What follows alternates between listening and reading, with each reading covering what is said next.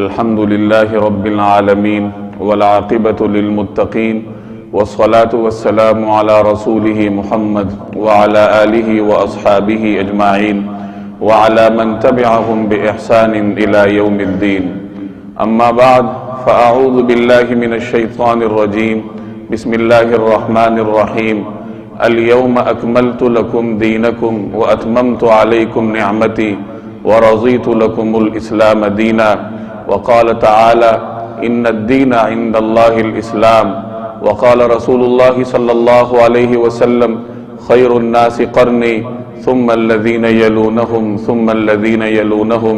أو كما قال عليه الصلوات والتسليمات. صدق الله العظيم وصدق رسوله النبي الكريم ونحن على ذلك من الشاهدين والشاكرين والحمد لله رب العالمین. بزرگان محترم اور میرے عزیز دوستوں اور بھائیوں، دو قسم کی اصطلاحات آپ اکثر سنتے ہوں گے، ایک آئیڈیل کی اور ایک مرکز کی. یہ دو ایسی اصطلاحات ہیں کہ کسی بھی نظام کو اپنی طاقت برقرار رکھنے کے لیے ان دو چیزوں کی ضرورت ہوا کرتی ہے. جو بھی چیز اپنے مرکز سے جس قدر قریب ہوتی ہے اسی قدر وہ مہذب یا طاقتور شمار کی جاتی ہے، اور مرکز سے دوری کا مطلب یہ ہے کہ طاقت میں کمی آ جائے. چنانچہ آپ اپنے ملک میں دیکھ لیں کہ جہاں پہ ملکی وسائل کا زیادہ استعمال ہو، کہ حکمران طبقہ وہاں رہتا ہو، تو وہ ملک کے مرکز یا مراکز کہلاتے ہیں. اور امن و امان کی جو صورتحال یا طاقت کی جو صورتحال مرکز میں ہوگی، اگر آپ اس مرکز سے باہر جائیں گے اور دور جاتے جائیں گے تو شاید دور دراز کے کسی دیہاتی علاقے میں امن و امان کی وہ صورتحال نہ ہو جو کہ اس ملک کے ریاستی مرکز میں ہوا کرتی ہے. تو مرکز سے دوری نے ان دیہاتوں کو پسماندہ بھی کر دیا اور امن و امان کے اعتبار سے بھی وہ ذرا کم درجے پر چلے گئے. اب اس دیہات کے رہنے والے لوگوں کو یا وہاں کا جو مقامی سسٹم ہے اس کو طاقتور رہنے کے لیے اس مرکز کو اپنا آئیڈیل بنانا ہوگا کہ جب وہ مرکز میں نہیں ہیں اور مرکز سے دور ہیں تو اپنی طاقت کو بحال رکھنے کے لیے یا اپنے آپ کو مہذب اور ترقی یافتہ بنانے کے لیے اسے مرکز کو اپنا آئیڈیل بنانا ہوگا، اور مرکز کے راستے پہ چل کر مرکز ہی کی طرح طاقت کے حصول اور امن و امان یا معیشت کی صورتحال کو بہتر بنانے کے لیے اسے یہ کام کرنے ہوں گے. تو یہ دو بنیادی چیزیں ہیں کہ یا تو آپ مرکز میں ہیں، مرکز سے قریب ہیں، اور اگر آپ مرکز سے دور ہیں تو پھر آپ نے مرکز کو اپنا آئیڈیل بنانا ہوگا، جب جا کے آپ اس نظام میں ترقی یافتہ شمار ہوں گے. اب ہم مسلمان ہیں، اللہ تبارک و تعالی نے ہمیں محدود مدت کے لیے اس دنیا میں بھیجا ہے. ہمارے سامنے دو بڑی زندگیاں ہیں، ایک یہ دنیاوی زندگی ہے اور ایک دنیا سے رخصت ہو جانے کے بعد عالم آخرت کی ایک نہ ختم ہونے والی زندگی ہمارے سامنے کھڑی ہے. مرکز مسلمانوں کے لیے سرکار دو عالم صلی اللہ علیہ وسلم کی ذات مبارک ہے. اب جو شخص اس مرکز سے جتنا قریب ہے اسی قدر وہ روحانی طور پر طاقتور ہے. یہ گویا کہ روحانی طاقت کا سر چشمہ ہے یا ایک پاور ہاؤس ہے، اور پوری مسلم امت کو اسی پاور ہاؤس سے یا اسی روحانی طاقت کے سر چشمے سے فیض ملتا ہے. جو شخص اس کے جتنا قریب ہے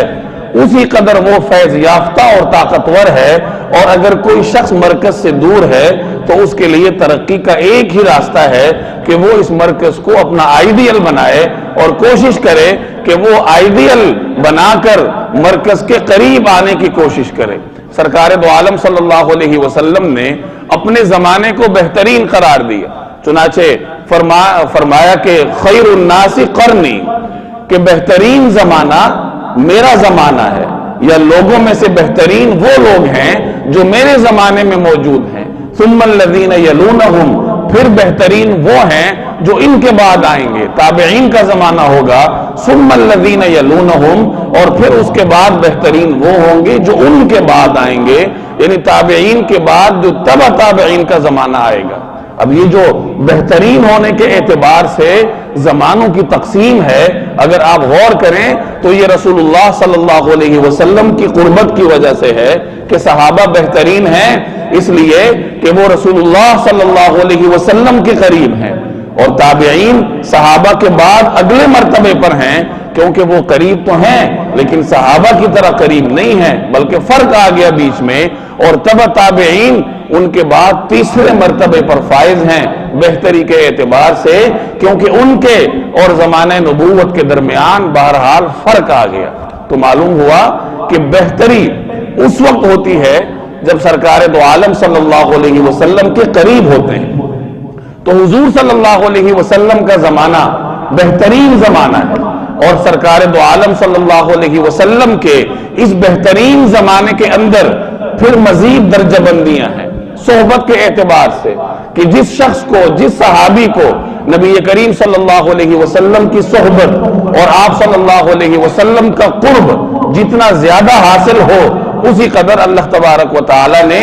اس کو ترقیاں بھی عطا فرمائی ہیں، اور صحابہ کرام کی درجہ بندی میں وہ اسی قدر زیادہ ہے۔ حضرت ابوبکر صدیق رضی اللہ تعالی عنہ کو تمام صحابہ میں سے بہترین سمجھا جاتا ہے، کیونکہ وہ رسول اللہ صلی اللہ علیہ وسلم کے ساتھ ہیں، آپ کے یار غار بھی ہیں، سفر میں بھی آپ کے ساتھ ہیں، ہجرت جیسا مشکل سفر نبی کریم صلی اللہ علیہ وسلم نے اس کے لیے اگر رفیق کا انتخاب کیا تو وہ حضرت ابوبکر صدیق کا انتخاب ہوا۔ تو نبوت کے آغاز، بلکہ نبوت سے پہلے سے لے کر نبی کریم صلی اللہ علیہ وسلم کے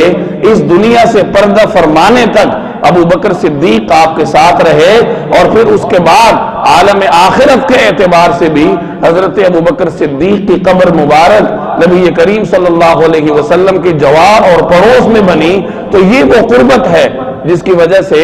امت مسلمہ میں حضرت ابوبکر صدیق رضی اللہ تعالی عنہ کو سب سے بہتر سمجھا جاتا ہے کہ وہ رسول اللہ صلی اللہ علیہ وسلم کی صحبت کے اعتبار سے دیگر صحابہ پر فائق تھے۔ حضرت حنظلہ رضی اللہ تعالی عنہ کی ایک روایت سنیے، اس سے آپ کو اندازہ ہوگا کہ نبی کریم صلی اللہ علیہ وسلم سے اس زمانے میں بھی دور رہ کر صحابہ کا کیا عالم ہوتا تھا۔ حضرت حنظلہ فرماتے ہیں، ان کا اپنا بیان ہے جس کا مفہوم یہ ہے کہ میں ایک مرتبہ باہر نکلا تو ابوبکر صدیق رضی اللہ تعالی عنہ سے ملاقات ہوئی۔ حضرت ابوبکر صدیق رضی اللہ تعالی عنہ نے مجھ سے حال احوال پوچھے کہ حنظلہ کیا حال ہے؟ تو میں نے کہا نافقہ حنظلہ، حنظلہ تو منافق ہو گیا، میں تو منافق ہو گیا ہوں۔ تو ابوبکر صدیق رضی اللہ تعالی عنہ کو حیرت ہوئی، اور وہ پوچھنے لگے کہ یہ تم کیا کہہ رہے ہو، کیا مطلب تم منافق ہو گئے ہو؟ تو میں نے کہا کہ جب ہم نبی کریم صلی اللہ علیہ وسلم کی صحبت میں ہوں اور آپ علیہ الصلوات والتسلیمات کی مجلس میں ہوں اور نبی کریم صلی اللہ علیہ وسلم کی زبان اقدس سے ہم جنت اور جہنم کی باتیں سنتے ہوں تو ہمیں ایسا معلوم ہوتا ہے جیسے جنت ہمارے سامنے ہو، جہنم ہمارے سامنے ہو، ہماری کیفیات کچھ اور ہوتی ہیں، اور ہماری سوچ کا محور صرف اور صرف اللہ تبارک و تعالی کی ذات اور آخرت ہوتی ہے۔ اور جب ہم اس مجلس سے اٹھ کے گھر آتے ہیں، ذرا دوری واقع ہوتی ہے کہ مجلس سے اٹھ کے ہم گھر آ گئے، اپنے بال بچوں میں، اپنے مال میں، کاروبار میں جب ہم اس کی طرف متوجہ ہوئے تو پھر جو کیفیت مجلس نبوی میں تھی وہ کیفیت تبدیل ہو جاتی ہے، کیفیت بدل جاتی ہے۔ اب ہماری توجہ بچوں کی طرف بھی ہو گئی، اولاد کی طرف بھی ہو گئی، تو اس کیفیت کی تبدیلی کو حضرت حنظلہ رضی اللہ تعالی عنہ منافقت سے تعبیر کر رہے ہیں کہ وہاں کیفیت کچھ اور ہے اور گھر آ کر کیفیت بدلتی کیوں ہے۔ تو ابوبکر صدیق نے جب یہ سنا تو وہ فرمانے لگے کہ یہ صورتحال تو میری بھی ہوتی ہے، یہی صورتحال کا سامنا مجھے بھی ہے۔ چنانچہ دونوں مل کر نبی کریم صلی اللہ علیہ وسلم کی خدمت میں حاضر ہوئے اور جا کر یہ معاملہ بیان کیا کہ یا رسول اللہ، ہماری کیفیت آپ کی مجلس میں کچھ اور ہوتی ہے، اور جب اس مجلس سے ہم اٹھ کے گھر جاتے ہیں تو کیفیت تبدیل ہو جاتی۔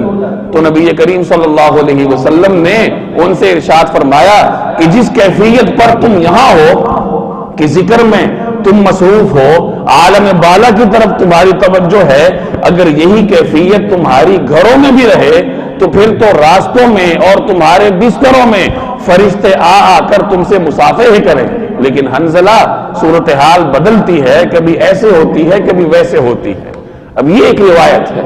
اور نبی کریم صلی اللہ علیہ وسلم نے اپنے اس صحابی کو تسلی دی کہ اس کیفیت کے تبدیل ہونے پر تمہیں غم کرنے کی ضرورت نہیں ہے. لیکن میرا اس کو بیان کرنے کا مقصد یہ ہے کہ دور نبوی میں جو صحابہ کرام موجود ہیں، جو بہترین زمانے کے بہترین افراد ہیں،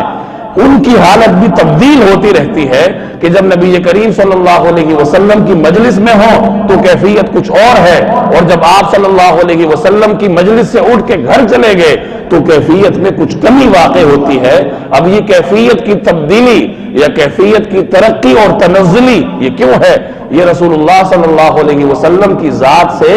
قربت اور بعد کی وجہ سے ہے. حضرت انس رضی اللہ تعالی عنہ کا وہ مشہور قول آپ نے سنا ہوگا کہ وہ فرماتے ہیں کہ جب رسول اللہ صلی اللہ علیہ وسلم ہجرت کر کے مدینہ طیبہ تشریف لے آئے تو ایسا لگا جیسے مدینہ طیبہ کے در و دیوار چمک اٹھے ہوں، ہر طرف روشنی ہی روشنی تھی. اور جب آپ صلی اللہ علیہ وسلم اس دنیا سے پردہ فرما گئے تو ہمیں ایسا لگا جیسے مدینہ طیبہ کے ان روشن در و دیوار پر ظلمت اور تاریکی چھا گئی ہو. اور ابھی ہم نے نبی کریم صلی اللہ علیہ وسلم کو قبر مبارک کے حوالے کر کے آپ کی قبر مبارک کی مقدس مٹی سے ہاتھ بھی نہیں جھاڑے تھے کہ ہمیں اپنے دلوں میں تبدیلی اور تغیر کا احساس ہونے لگا. یہ حضرت انس کی روایت ہے جو نبی کریم صلی اللہ علیہ وسلم کے خادم خاص ہیں، جنہوں نے 10 سال تک لگاتار سرکار دو عالم صلی اللہ علیہ وسلم کی خدمت کی ہے. وہ یہ فرماتے ہیں کہ رسول اللہ صلی اللہ علیہ وسلم جب ہم سے جدا ہو کر عالم بالا کی طرف تشریف لے گئے تو ہمارے دل بدلنا شروع ہو گئے. حالانکہ زمانہ تو وہی ہے، خیر القرون کا زمانہ ہے، صحابہ ہیں، خلفائے راشدین اس مجلس میں موجود ہیں، اس ماحول میں، اور ہر طرف نیکی ہی نیکی ہے. لیکن اس کے باوجود جو کیفیت نبی کریم صلی اللہ علیہ وسلم کے اس دنیا میں تشریف فرما ہونے کے وقت تھی، جب آپ اس دنیا سے تشریف لے گئے اور صحابہ کرام کی نگاہوں سے اوجھل ہو گئے تو صحابہ کرام کو اپنی کیفیت تبدیل ہونا محسوس ہوئی. تو ان تمام تر تفصیلات کا خلاصہ یہ ہے کہ رسول اللہ صلی اللہ علیہ وسلم کی ذات یہ مسلمانوں کے لیے مرکز کی حیثیت رکھتی ہے، یہ روحانی طاقت کا سرچشمہ ہے، اور جو شخص اس ذات کے اور روحانی طاقت کے اس سرچشمے کے جتنا قریب ہوگا اسی قدر وہ ہدایت یافتہ شمار ہوگا. اور جو زمانہ نبی کریم صلی اللہ علیہ وسلم کے زمانے سے جتنا دور ہوگا روحانی اعتبار سے اس قدر وہ کم شمار کیا جائے گا. اور دور رہنے والے لوگوں کے لیے ترقی حاصل کرنے کا ایک ہی راستہ ہے، اور وہ ہے زمانہ نبوی میں روحانی اور اخلاقی طور پر لوٹ کر جانا. کہ میں اور آپ جسمانی طور پر زمانہ نبوی میں نہیں جا سکتے، یہ غیر اختیاری چیز ہے، لیکن اخلاقی طور پر زمانہ نبوی میں جانا یہ ہر شخص کے اختیار میں ہے کہ رسول اللہ صلی اللہ علیہ وسلم کی سنت پر عمل ہو. صحابہ کرام کا جو طریقہ کار تھا اور جس طریقے کی وجہ سے اللہ تبارک و تعالی نے اور جناب نبی کریم صلی اللہ علیہ وسلم نے ان کو بہترین قرار دیا، اسی طریقے کو اپنا کر میں اور آپ بھی بہتری اور ترقی کی جانب گامزن ہو سکتے ہیں. تو معلوم ہوا کہ مسلمان کے لیے ترقی کا مطلب یہ ہے کہ وہ روحانی طور پر رسول اللہ صلی اللہ علیہ وسلم کے قریب ہو. مسلمان کے لیے ترقی کا مطلب یہ ہے کہ اس میں دین کے اعتبار سے بہتری ہو. مسلمان کے لیے ترقی کا مطلب یہ ہے کہ وہ نبوی اخلاق سے متصف ہو. مسلمان کے لیے ترقی کا مطلب یہ ہے کہ وہ رسول اللہ صلی اللہ علیہ وسلم کے لائے ہوئے دین کے معیار پر اپنے آپ کو پرکھے، اور دین کے معاملے میں وہ جس قدر آگے ہوگا اسی قدر وہ حضور صلی اللہ علیہ وسلم کے قریب شمار ہوگا، اور جس قدر وہ نبی کریم صلی اللہ علیہ وسلم کے قریب ہوگا اسی قدر وہ ترقی یافتہ بھی شمار ہوگا. اب دور حاضر میں میں اور آپ جیتے ہیں، آج جہاں اصطلاحات بدلی ہیں وہاں ترقی کا معیار بھی بدل گیا. آج ترقی یہ ہے کہ ایک شخص کے پاس پیسے کتنا زیادہ ہیں. آج ترقی یہ ہے کہ ایک شخص کے پاس رہنے کا گھر کتنا بڑا ہے، ایک شخص کی گاڑی کتنی اعلیٰ ہے، ایک شخص کا منصب کتنا بڑا ہے، یہ تمام ترقی کے معیارات ہیں۔ دینی اعتبار سے ترقی وہ شاید مسلمانوں میں سے جو مذہبی شمار کیے جاتے ہیں ان کے دل و دماغ میں بھی اب ترقی کا وہ مرحلہ یا ترقی کا وہ مفہوم نہیں ہے جو کہ اسلام مجھے اور آپ کو سکھاتا ہے۔ اور اس کی وجہ وہی مغربی تہذیب اور مغربی تہذیب کی متعارف کروائی ہوئی ترقی کا جدید مفہوم سمجھانے کے لیے میں آپ کو تھوڑا پیچھے لیے چلتا ہوں۔ یہ دور حاضر میں جو مغربی تہذیب ہر طرف اس کا چرچا ہے اور ہر آدمی اسی تہذیب میں اپنے آپ کو رنگنے کی کوشش کرتا ہے، اس تہذیب کا بنیادی عنصر ہے مذہب سے آزادی، کہ کوئی بالادست طاقت نہ ہو، نہ کوئی ذات اور نہ کوئی نظام، نہ خدا تعالی، نہ پیغمبر، نہ کوئی مذہب، انسان سے بالادست کوئی چیز نہ ہو، اور انسان جس چیز کو بہتر سمجھے اسی کو اپنائے، وہی اس کے لیے اخلاق ہے اور وہی اس کے لیے دین اور مذہب ہے۔ یہ تصور، یہ ان میں آنے کی بنیادی وجہ یہ ہے کہ دین عیسائیت کے پاس انسانیت کو دینے کے لیے کوئی جامع پروگرام نہیں ہے۔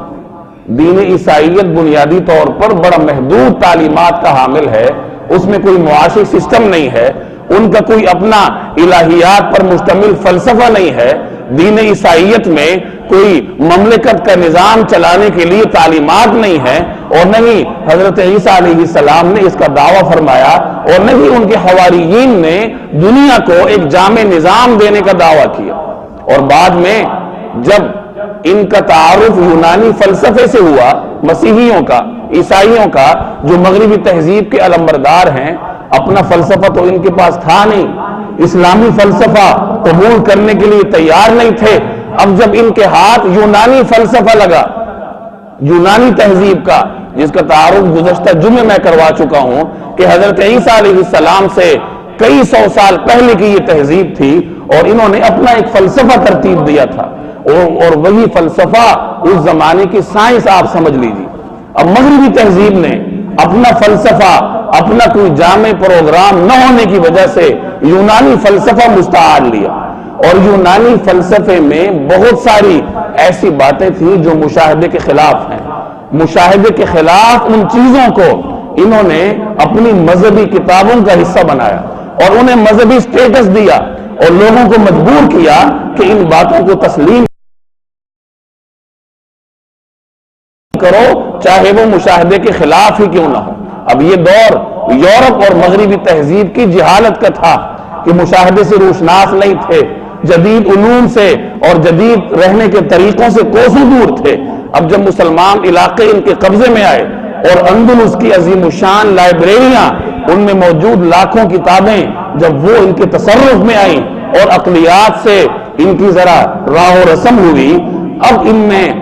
عقل نے انگڑائی لینا شروع کی، جسے نشاط ثانیہ کا دور کہا جاتا ہے، اور یورپ میں بیداری شروع ہوئی۔ اب جب لوگ بیدار ہونا شروع ہوئے تو ظاہر ہے کہ جو مشاہدے کے خلاف چیزیں ان کی مذہبی کتابوں کا حصہ تھیں، ان کو جھٹلانا شروع ہو گئے، اور جب یہ چیزیں مذہب سے متصادم ہوئی تو کلیسا کی مذہبی طاقت نے ریاستی جبر کے ساتھ ان کو دبانے کی کوشش کی۔ ایک چیز آپ کو ملے گی مغربی تہذیب کی تاریخ میں کہ انہوں نے عدالتیں بنائی تھی، احتساب عدالتیں، اور احتساب عدالتوں نے ایسے لوگوں کو جو مشاہدے کے راستے پہ چل رہے تھے ان کو چن چن کر گرفتار کیا اور انہیں عبرتناک سزائیں دی۔ 3 لاکھ کے قریب انسانوں کو جو ان کے اپنے ہم مذہب تھے ان کو انہوں نے سزائے موت دی مشاہدے کے پیچھے چلنے کی وجہ سے۔ اور مولانا علی میاں لکھتے ہیں کہ 32,000 سے زائد لوگوں کو، جن میں سے اکثر سائنسدان تھے، ان کو انہوں نے زندہ جلایا تھا کیونکہ وہ مشاہدے کے پیچھے جا رہے تھے۔ میں آپ کو ایک مثال دیتا ہوں کہ ان کا ایک یونانی فلسفے سے لیا ہوا نظریہ تھا جس کو انہوں نے مذہبی حیثیت دی تھی کہ یہ زمین ایک سطح مستوی ہے اور یہ کچھ ستونوں پر قائم ہے۔ اب یہ مشاہدے کے خلاف ہے۔ اب ایک اس زمانے میں فزکس کا سائنسدان تھا، غالباً برونو نام تھا اس کا، اس نے اس نظریے کو چیلنج کیا اپنے مشاہدے کی بنیاد پہ کہ یہ مشاہدے کے خلاف ہے، اگرچہ ہمارے مذہب میں شامل ہے یا لوگوں نے شامل کی ہے۔ تو احتساب عدالتوں نے اس کو پکڑ کر اس کو زندہ جلائے۔ یہ گلیلیو کا نام آپ نے سنا ہوگا، جس نے یہ نظریہ دیا تھا کہ زمین ساکن نہیں ہے بلکہ زمین متحرک ہے۔ یونانی فلسفے کا حصہ تھا کہ زمین ساکن ہے اور یہ کائنات کا مرکز ہے، اور یہ نظریہ مغربی تہذیب نے اپنے مذہبی کتابوں میں شامل کیا۔ اب جب یہ گلیلیو اٹھا اور اس نے اس کو چیلنج کیا کہ زمین یہ کائنات کا مرکز نہیں ہے بلکہ زمین تو خود متحرک ہے، تو احتساب کی عدالتوں نے اس کو پکڑ کے اس کو بھی سزائے موت دی۔ اب جب مشاہدے اور مذہب کے درمیان جنگ شروع ہوئی تو مشاہدے کے یا عقل کے پیچھے چلنے والے لوگوں نے اپنے لیے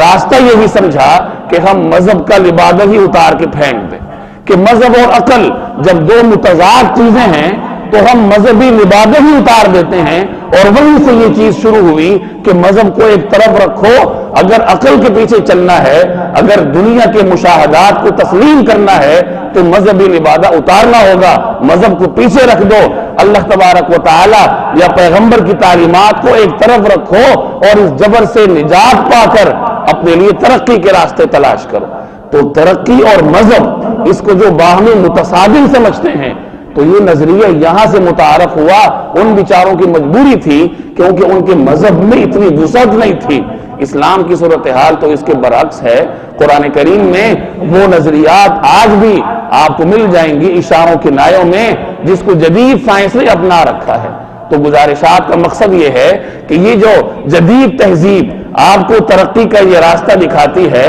کہ مذہب کو چھوڑ دو، دین کی تعلیمات کو چھوڑ دو، کیونکہ مذہب میں دقیانوسی ہے، پیغمبر کے فرامین میں دقیانوسی ہے۔ اگر ترقی حاصل کرنا چاہتے ہو تو زمانے کے ساتھ چلو، اور ہر آنے والے زمانے کی جو نئی ایجادات ہیں یا جو نیا متعارف کروایا گیا طریقہ ہے، دراصل ترقی وہی ہے، اور ترقی یہ ہے کہ زیادہ سے زیادہ دولت کماؤ، دنیا میں آگے بڑھو، مادیت کو اپنے اوپر طاری کرو، روحانیت کو چھوڑ دو، آخرت کو چھوڑ دو، قبر کے نظریات کو چھوڑ دو۔ یہ ترقی کا نظریہ مغربی تہذیب نے اپنے مذہب کی یا اس زمانے کی مذہبی کتابوں کے جمود کی وجہ سے اپنایا تھا۔ میں اور آپ اس کے پابند نہیں ہیں۔ ہمارے نزدیک ترقی یہ نہیں ہے کہ ہم دولت میں آگے بڑھیں، یا ہم بڑے بڑے بنگلے بنا لیں، یا ہم بڑی بڑی گاڑیاں خرید لیں، یا ہم بڑی بڑی سائنسی ایجادات کر لیں۔ ہمارے نزدیک ترقی یہ ہے کہ آپ پیغمبر کے کتنا قریب ہیں،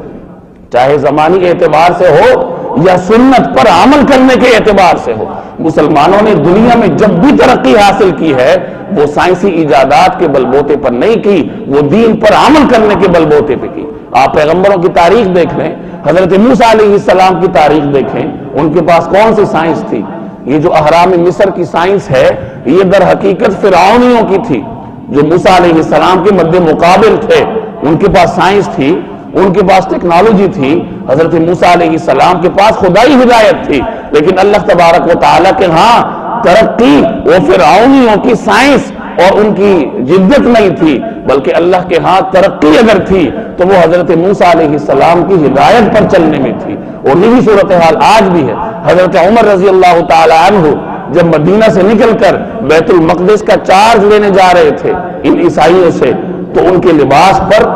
پیوند لگے ہوئے تھے۔ کوئی بڑا عالیشان لباس نہیں پہنا تھا انہوں نے، کسی بڑے عالیشان سواری پر سوار نہیں تھے، کوئی سائنسی ایجادات اور ٹیکنالوجی کے بلبوتے پر بیت المقدس پر فتح حاصل نہیں کی۔ اس کے باوجود کہ لباس پر پیوند ہیں، اور پیوند ہونے کی حالت میں عمر فاروق نکلتا ہے مدینے سے، لیکن پوری دنیا پر رعب اور دبدبا ہے، اور عمر فاروق کے لشکروں سے بڑی بڑی سلطنتوں پر لرزہ طاری ہوتا تھا کہ کہیں یہ لشکر ہمارا رخ نہ کر لے۔ یہ ترقی کہاں سے آئی تھی؟ صحابہ کرام جو دنیا جہان میں گئے تھے اور فتح کے شادیانے بجاتے ہوئے گئے تھے، تو ان کے پاس ترقی کہاں سے آئی؟ تو میرے بھائی یہ ترقی وہی تھی جسے اسلام ترقی کہتا ہے کہ نبی کریم صلی اللہ علیہ وسلم کی سنت پر جتنا عمل کرو گے۔ اور حضرت عمر فاروق کا وہ جملہ یاد کیجئے، وہ یہ فرمایا کرتے تھے کہ ہم وہ قوم ہیں اعزنا اللہ بالاسلام، اللہ تبارک و تعالی نے ہمیں اگر عزت دی ہے تو اسلام کی وجہ سے دی ہے، اور اگر ہم عزت کو اسلام کے سوا کہیں اور تلاش کریں گے تو ہمیں نہیں ملے گی۔ آج مسلمانوں کے پاس دولت بھی ہے دولت کیا مسلمانوں کے پاس کم ہے؟ یہ عربوں کو دیکھ لیں، عرب امارات والوں کو دیکھ لیں، اپنے حکمرانوں کو دیکھ لیں، غیر مسلم حکمرانوں کے پاس شاید ہی ان کے برابر دولت ہو۔ تو دولت مسلمانوں کے پاس خوب ہے، قدرتی وسائل اگر ہیں تو مسلمانوں کے پاس ہیں، اور سائنسدانوں کی بھی کمی نہیں ہے۔ ہمارے بہت سارے سائنسدان ایسے بھی ہیں، بہت سارے جدید علوم کے ماہرین ایسے بھی ہیں جو باہر کے ممالک میں جا کے اپنی خدمات سر انجام دیتے ہیں۔ کسی چیز کی کمی نہیں ہے، لیکن ترقی اس کے باوجود نہیں ہے، عزت اس کے باوجود نہیں، کیونکہ عزت اللہ جل جلالہ نے میرے اور آپ کے لیے جس چیز میں رکھی ہے وہاں ہم تلاش نہیں کرتے، اور جہاں ہم تلاش کرتے ہیں وہاں ہمیں عزت ملے گی نہیں۔ تو یاد رکھیے کہ سائنسی ایجادات یا ٹیکنالوجی اسلام اس کا مخالف نہیں ہے، سائنس مشاہدے کا نام ہے۔ قرآن کریم تو خود بار بار کہتا ہے افلا تتفکرون افلا تتدبرون، تم غور و فکر کیوں نہیں کرتے؟ تم کائنات کی چیزوں کا مشاہدہ کیوں نہیں کرتے؟ یہ چیزیں ہم نے تمہارے لیے بنا رکھی ہیں، ان کا مشاہدہ کرو، ان سے فائدہ اٹھاؤ، اور یہی سائنس کا فلسفہ ہے۔ تو اسلام تو خود آپ کو ترغیب دیتا ہے کہ ان ایجادات کے میدان میں آگے بڑھو، لیکن ترقی اپنے آپ کو اسی میں سمجھو، اپنی ترقی جس میں اللہ تبارک و تعالیٰ کی رضا ہو اور نبی کریم صلی اللہ علیہ وسلم کا قرب ہو۔ اللہ تبارک و تعالیٰ مجھے اور آپ کو اس کو سمجھنے کی توفیق عطا فرمائے۔ وما علینا الا البلاغ۔